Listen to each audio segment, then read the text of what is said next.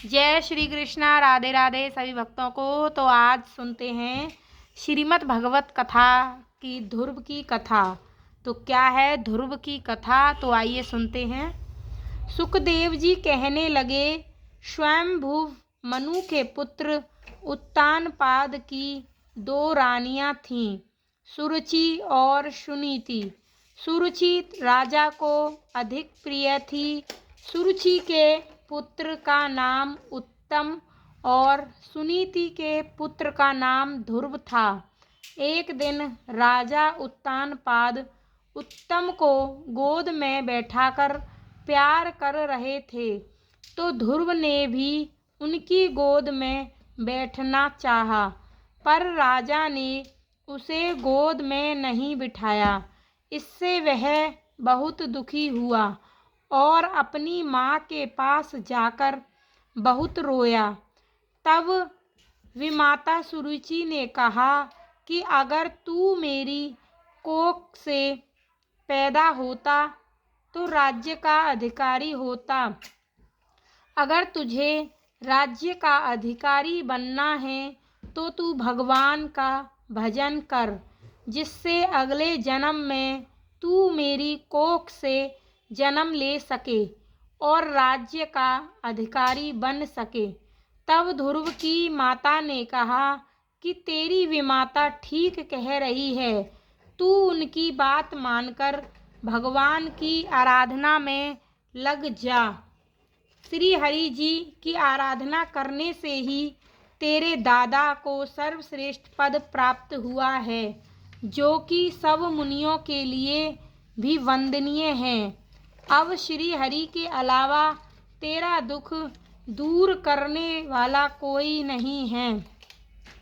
जब बालक ध्रुव वन को चल दिए तो रास्ते में उन्हें नारद मुनि मिले और उन्होंने उसे बताया कि तू योग साधना से द्वारा भगवान को प्रसन्न करने वाला है, पर उन्हें प्रसन्न करना अत्यंत कठिन है। योगी जन अनेक जन्मों तक अनासक्त रहकर कठिन से कठिन साधनाएं करते हैं, फिर भी माया से पार नहीं पा सकते।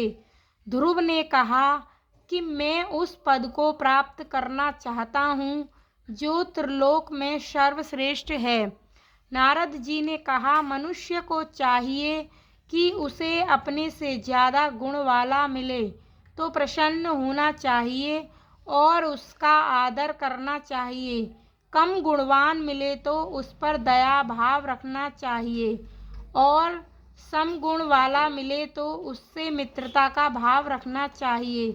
नारद जी ने ध्रुव से कहा कि तुम धैर्य पूर्वक श्री हरि का ही भजन करो, उसी से तुम्हारे सब कष्ट दूर हो जाएंगे। जो लोग भगवान का मानस चिंतन करते हैं, भगवान उनके अंतःकरण में आ विराजते हैं। तुम ओम नमो भगवते वासुदेवाय इस द्वादशाक्षर मंत्र का जाप करना। बालक ध्रुव ने भगवान की आराधना की। भगवान प्रकट हुए और ध्रुव से वर मांगने को कहा।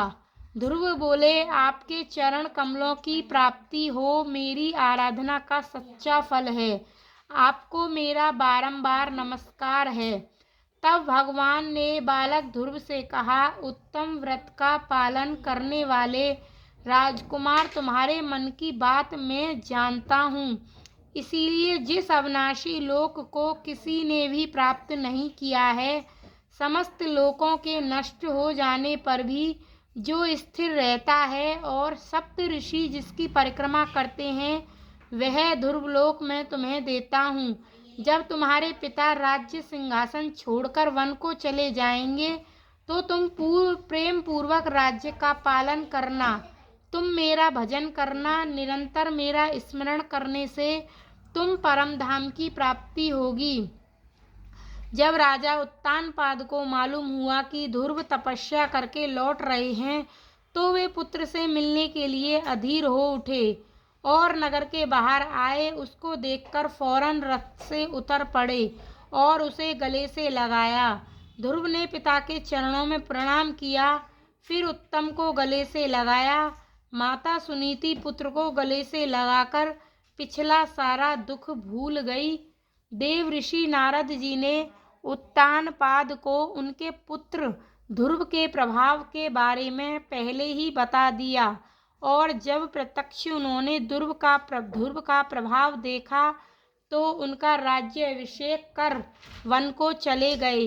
धीरे धीरे समय व्यतीत हो रहा था। एक दिन ध्रुव का भाई उत्तम शिकार खेलने की इच्छा से हिमालय पर्वत पर गया। वहाँ किसी बलवान यक्ष ने उसे मार डाला। इससे ध्रुव को बहुत क्रोध आया। उसने वहाँ आकर सब यक्षों का संहार करना शुरू कर दिया। जब स्वानभुव मनु को मालूम हुआ कि ध्रुव निरपराध यक्षों का संहार कर रहे हैं, तो वह ऋषियों को साथ लेकर वहाँ आए और ध्रुव को समझाया कि क्रोध करना ठीक नहीं है।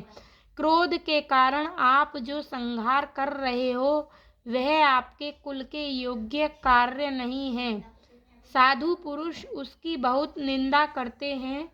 तुम्हारा अपने भाई उत्तम पर बहुत अनुराग था, परंतु एक यक्ष के अपराध के कारण तुमने कितने यक्षों को मार डाला। प्राणी जनों की हत्या करना भगवत प्रेमी साधु जनों का कार्य नहीं है। तुम तो साधु जनों के पथ प्रदर्शक हो, फिर भी तुमने ऐसा निंदनीय कार्य कैसे किया। जो बुद्धिमान पुरुष यह चाहता है कि मुझे किसी का भय ना हो तथा मुझे भी किसी से भय ना लगे, उसे कभी भी क्रोध के वश में नहीं होना चाहिए। भगवान तुम्हें सद्बुद्धि दे और तुम्हारा मंगल करे।